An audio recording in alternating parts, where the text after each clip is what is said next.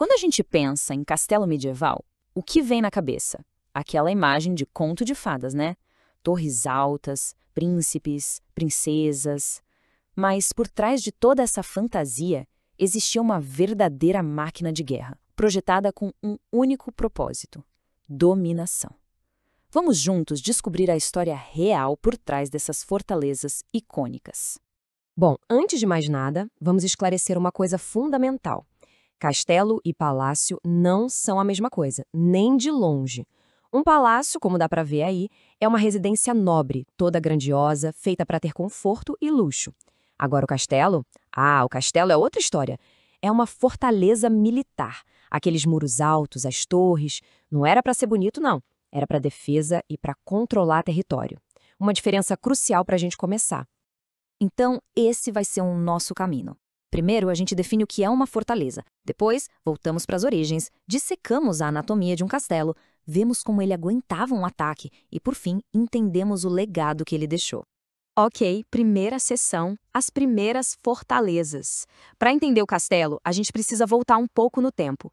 Eles não apareceram do nada, sabe? Eles evoluíram de outras estruturas de defesa bem mais antigas e simples, como a gente vai ver agora. Um dos primeiros protótipos era o Grodd. Pensa nele como se fosse uma comunidade inteira protegida.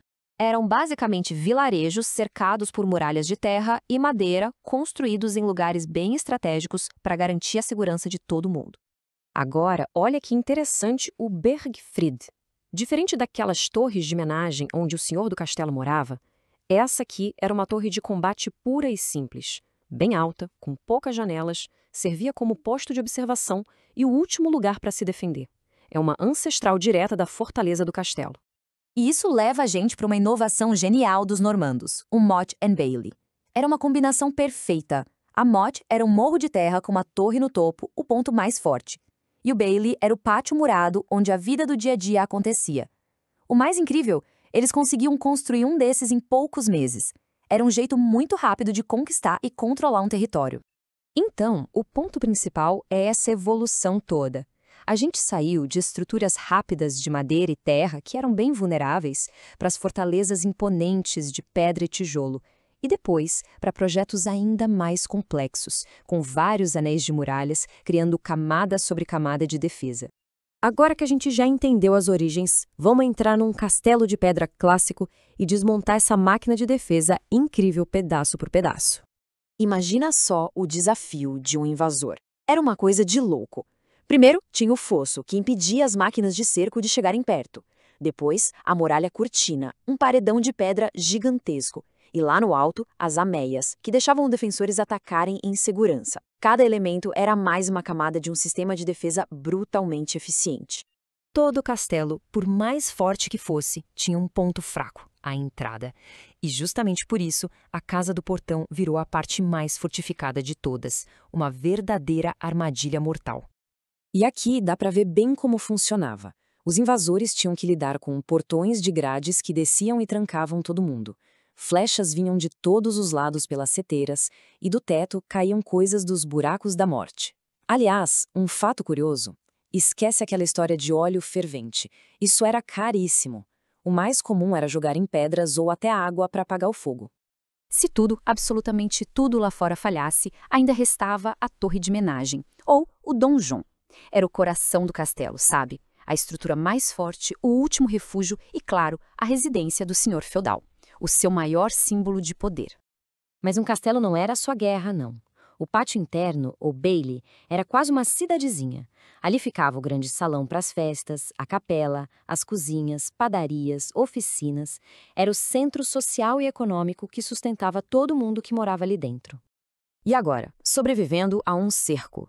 Vamos ver como essa estrutura se saía no seu teste definitivo.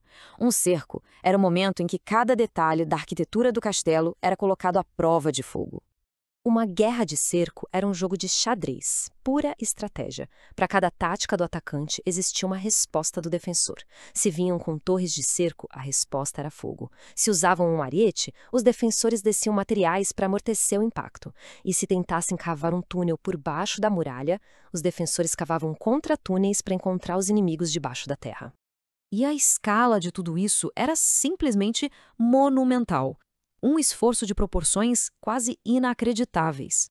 Para ter uma ideia, um único castelo, como o de Tattershall, podia usar 700 mil tijolos. O custo financeiro era absurdo, uma fortuna capaz de levar um nobre à falência. E as obras podiam levar uma década inteira para terminar.